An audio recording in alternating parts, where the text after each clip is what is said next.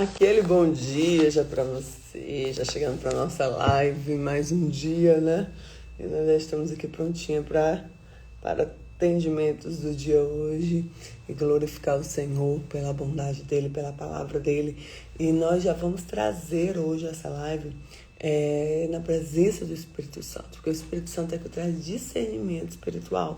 Então, ele precisa ser convidado em tudo que você for fazer. Então, sempre convide o Espírito Santo para estar com você.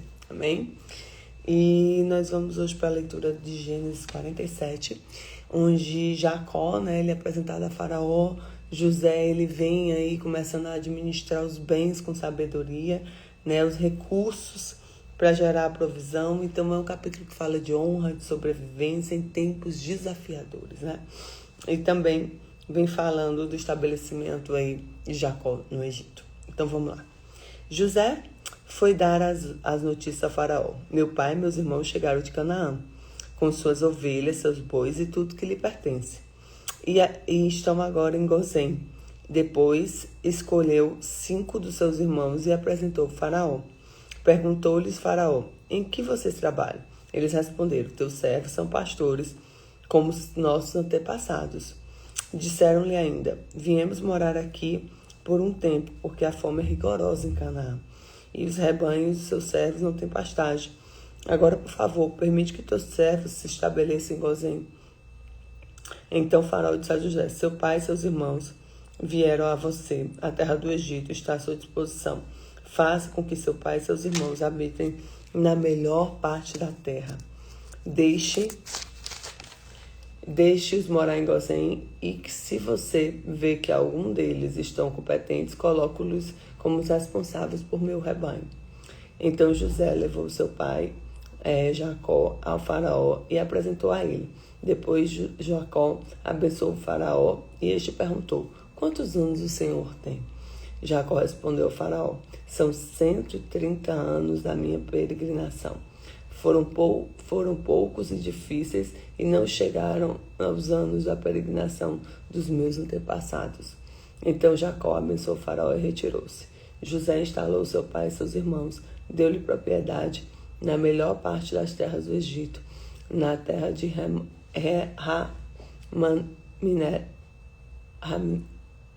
Ramessés,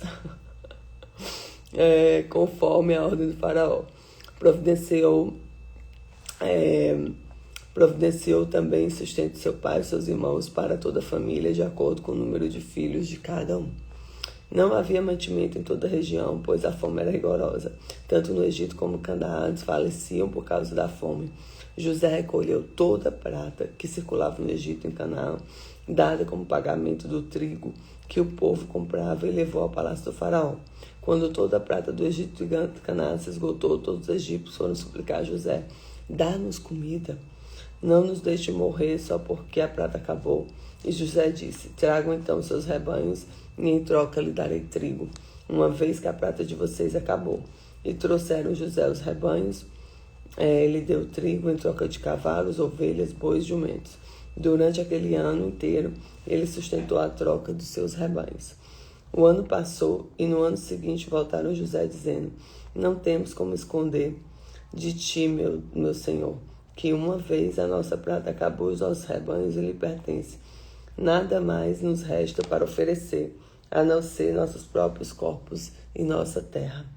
Não nos deixe que morramos as nossas terras, pereçam aos teus olhos. Compra nossas terras em troca de trigo e nós, com nossas terras, seremos escravos de Faraó. Dá-nos sementes para que sobrevivamos e não morramos de fome, a fim de que a terra não fique desolada. Assim, José comprou todas as terras do Egito para Faraó. Todos os egípcios tiveram que vender os seus campos, pois a fome obrigou a isso. A terra tornou-se propriedade de Faraó. Quando ao povo, José reduziu a servidão de uma a outra extremidade do Egito. Somente as terras de sacerdote não foram compradas, porque por lei eles recebiam sustento regulado de Faraó, e disso viviam. Por isso não tiveram que vender suas terras. Então José disse ao povo, ouçam, hoje comprei de vocês as suas terras para Faraó. Aqui estão as sementes para que cultivem a terra.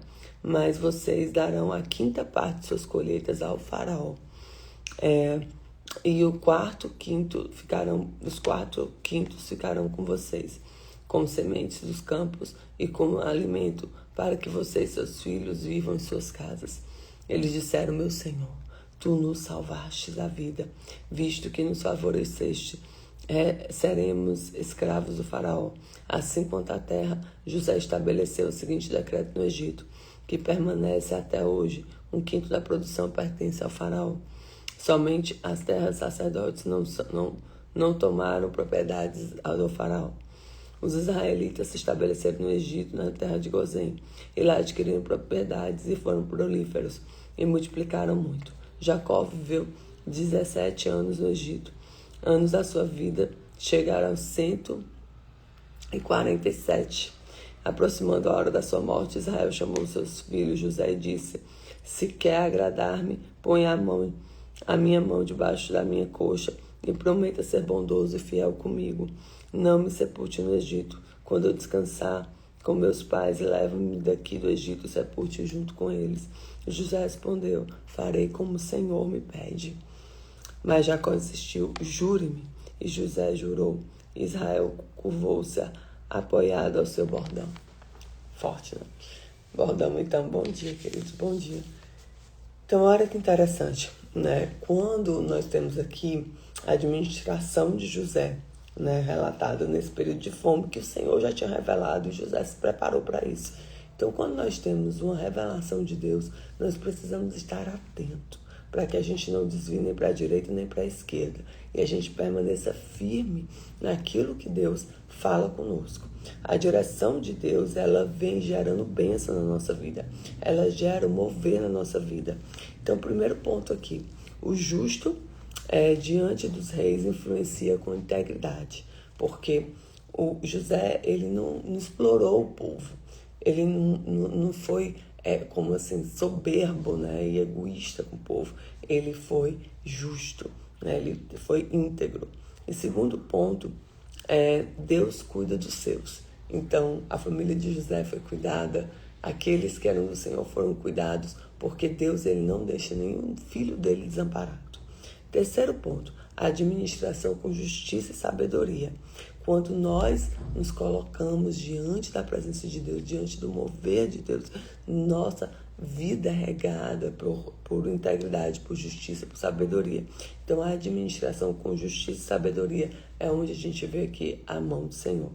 Então, nós devemos buscar a direção de Deus.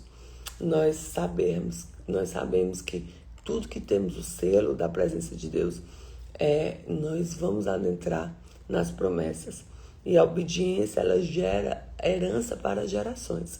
Porque quando José obedece ao Senhor, ele vem aqui gerando para a sua família, né? E nós devemos sempre liderar e administrar com sabedoria. Seja na nossa vida pessoal, seja na nossa vida profissional, nós devemos sempre liderar com sabedoria.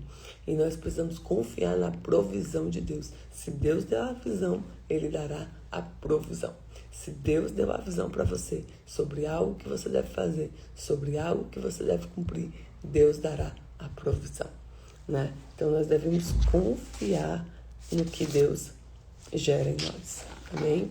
Que Deus abençoe a sua vida, que Ele possa cumprir todos os dias o seu mover, o seu agir sobre a tua casa, sobre a tua família.